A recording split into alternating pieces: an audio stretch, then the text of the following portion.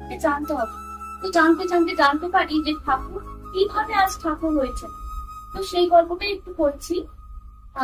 ঠাকুর যখন ছোট ছিলেন তখন ওনাদের ফ্যামিলিতে এতটাই স্ট্রাগল করতে হচ্ছিল, এতটাই মানে খেতে পেতেন এরকম।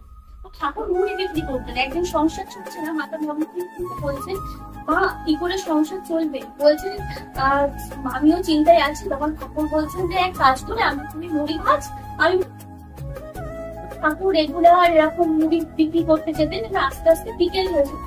তো বিকেলে আস্তে আস্তে দেখতেন যত ইয়াং জেনারেশনের ছেলে মেয়েরা আছে আড্ডা দিচ্ছে বসে বসে, না হলে নেশা ভান করছে। তো ঠাকুরের সেই দিকে উপলব্ধি হয় যে আমি এখানে আমার মায়ের সাথে রোজগার করছি পথ এগিয়ে যাওয়ার জন্য, আর ওরা নেশা ভান করছে, ওদেরকে একটা আনতে হবে, একসাথে যুক্ত করতে হবে। কি করা যায়? তো ঠাকুরের যারা বন্ধু ছিলেন বললেন যে তোরা কালকে ফুল করতাল যত আছে সবার কাছে সব নিয়ে আয়, আজকে হরিনাম করবে। তো যত ইয়াং পাড়ায় সব ছেলেরা বসে আড্ডা দিচ্ছিল সব থেকে ধরে এনেছে, যাই আজকে একটা আড্ডা দেওয়া হবে। সবাই আড্ডার নেশায় এসছে। আসার পর কীর্তন শুরু করলো। সবাই কীর্তন এত উন্মাদ শুরু করলো, ঠাকুর হরে কৃষ্ণ হরে কৃষ্ণ করতে কত উন্মাদ হয়ে হঠাৎ করে পড়ে গেল। এটা পড়ে গেলেন, 1 ঘন্টা হয়ে গেল, ঠাকুরের সেন্স উঠছে না। তখন সবাই এলো, সবাই ভালোবাসে। আর মাতা মনমোহন থেকে মনও বলে ডাকতেন সবাই, বলছে মন তো ছেলের কি করবে এরকম ওপেন হয়ে পড়ে গেল। সবাই বলছে আমি জানি না ছেলে কি হচ্ছে। এখন বইটি ডাকা হলো, সব ডাকা হলো। ডাকার পর 1 ঘন্টা পর 1 ঘন্টা 1.5 ঘন্টা পর ঠাকুরের জ্ঞান ফিরেছে। ফেরার পর ঠাকুরকে জিজ্ঞাসা করলো ঠাকুর জানি না আমার কি হচ্ছে, ও কিছু হবে হয়তো আমার বলে। পরের দিন আবার সেই হরিনাম করা হলো, উন্মাদ কীর্তন হচ্ছে, ঠিক তারপর আবার বলছে তার মানে এবার রেগুলার এটা দিনের প্রতি ঘটতে থাকছে। এবার সবাই ভাবছে ঠাকুর তো ধুতে হচ্ছে। ঠাকুরের একটা বাণীতেই আছে যে তুমি যদি একটু বেশি ওপরে কি করবে সবাই তোমাকে ভয় ঘুরছে, ঘাড়ে বসে থাকবে, নাহলে অন্য কিছু। সবাই গ্রামের দিকে হয়ে বলেছে ঠাকুর তো ধুতে হয়েছে। তো বলছে ছেলেকে মানে ধুতে ধরেছে। তখন মাতা মনমোহনী দেবী ছিলেন সেই রকম, ওনার সন্তান কখনো ঠাকুর বলছেন না আমার ছেলে ধুতে ধরেনি, নিশ্চয়ই কিছু হয়েছে এরকম হতে হবে। তবে আশ্চর্যের বিষয় ঠাকুর যখন ওই 1 ঘন্টা সেন্সলেস করে থাকতেন, ঠাকুর বিড় করে কিসব বলতো। তো সেইটা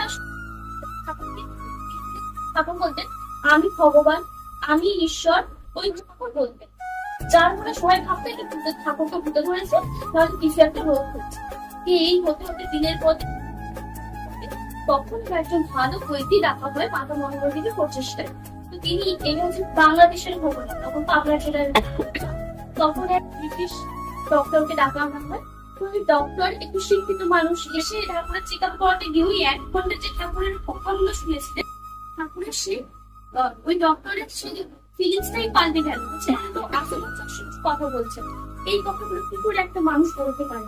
তো তখন ওই ডক্টর সবাই কথা তখন ওই সবাই ঠাকুরের চারিদিকে যত বসে থাকতেন সবাইকে বললেন ইয়াং ছেলেদেরকে যে ঠাকুর ওই 1 ঘন্টা সেন্সলেস হয়ে যাওয়ার পর যা হচ্ছে সেগুলোকে একটা পেন খাতায় লিখে রাখতেন। সেই থেকে শুরু হয় ঠাকুরের বাণী লেখা। সবাই ঠাকুর যখন সেন্সলেস করে থাকতেন 1 ঘন্টা ধরে, তখন সবাইকে বলতেন সেগুলোকে লিখতে লিখতে লিখতে লিখতে একটা বই তৈরি করছে, যে বইটার নাম হচ্ছে পূর্ণপুঁথি। ওই বইটার নাম হচ্ছে পূর্ণপুঁথি।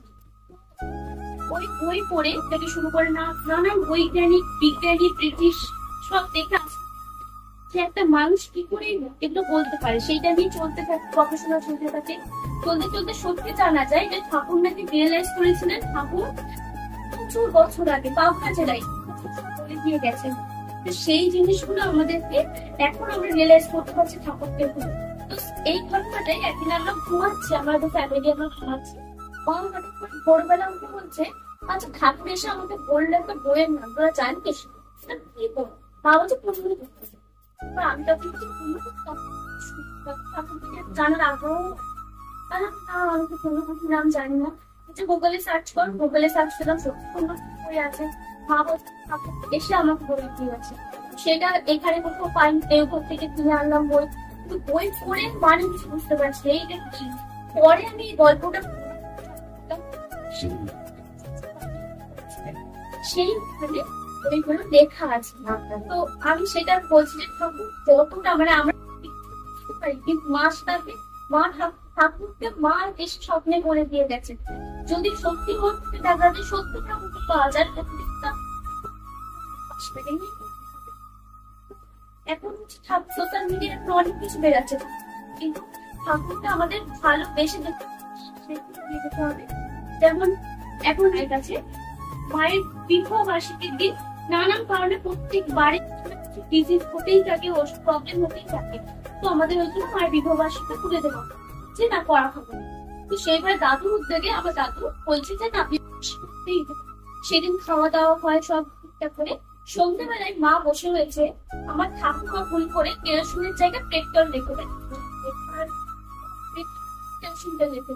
এবার মা যথারীতি আগুনটা যেই জ্বালায়, মায়ের পাঁচ ইন্টারনেটে শাড়ি পড়ছে,